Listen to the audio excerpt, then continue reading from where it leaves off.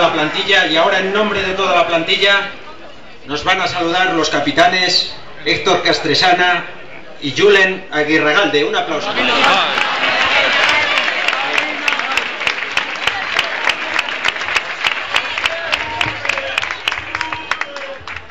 Bueno, muchas gracias a todos por venir aquí a esta presentación de la ADEMAR.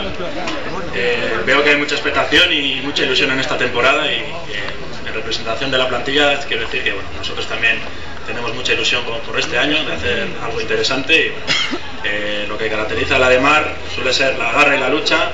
Las victorias no las podemos garantizar, pero bueno, yo creo que eso es garantía de cada jugador de la ADEMAR cada vez que se pone la camiseta. Lo vamos a poner cada partido, y bueno, ahora le pasaría la palabra al otro capitán que está más acostumbrado a estas cosas.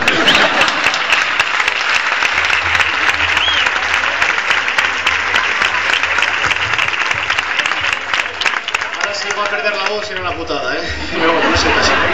No, lo primero agradecer a todos, ¿no? Instituciones, los sponsors, ropa deportiva. Yo creo que todo el mundo ha hecho un gran esfuerzo por estar aquí y apoyarnos, ¿no?